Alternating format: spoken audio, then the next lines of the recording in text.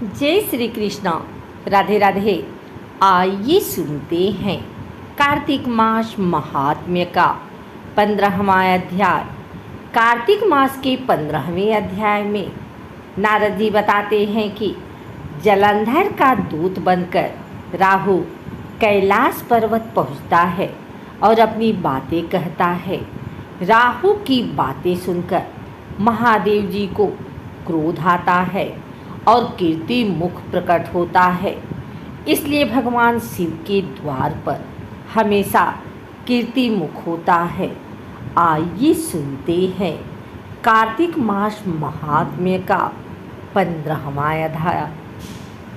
तदंतर विष्णु भगवान की माया से मोहित होकर जलंधर ने राहु को अपना दूत बनाकर महादेव जी के पास भेजा।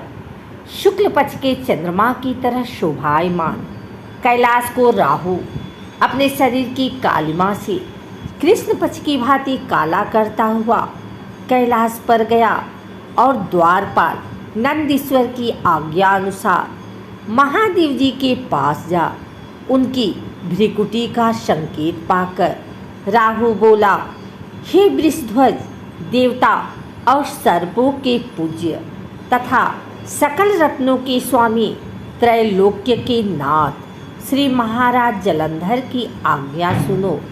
भयानक शमशान में निवास करने वाला, हड्डियों के भार को धारण करने वाला, हमेशा नंगा रहने वाला प्राणी पार्वती जैसा रूपवती को अपनी स्त्री कैसे बनावेगा।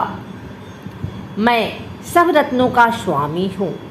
पार्वती भी स्त्रियों में एक रत्न है, अतः यह मेरी स्त्री होने योग्य है।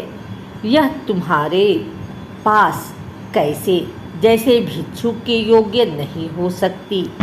नारद जी ने कहा, राहु इस तरह कह ही रहा था कि इतने में शंकर जी के भ्रू से वज्र के समान गरजता हुआ एक भयंकर पुरुष उत्पन्न हुआ, जिसका सिंह के समान बार बार मुख लपलपा रहा था, जिसके नेत्रों से भयानक अग्निज्वाला निकल रही थी और केश खड़े हो रहे थे।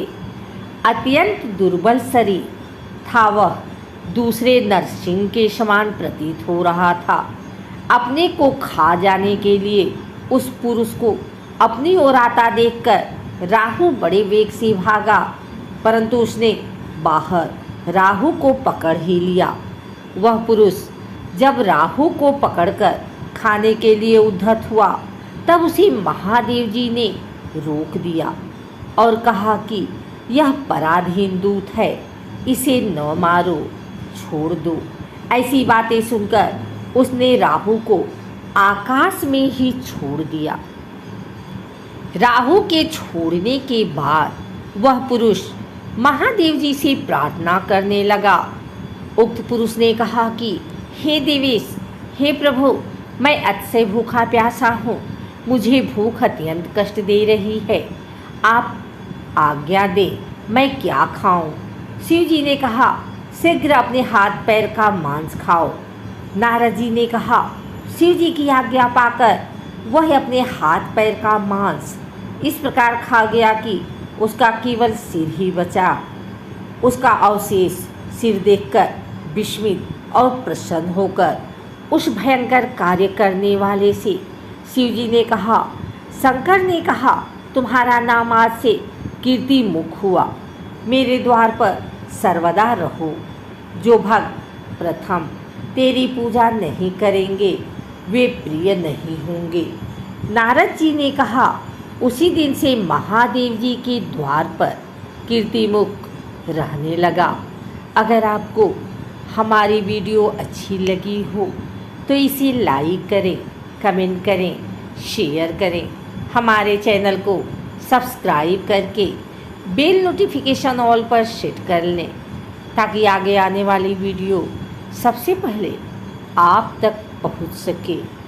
धन्यवाद।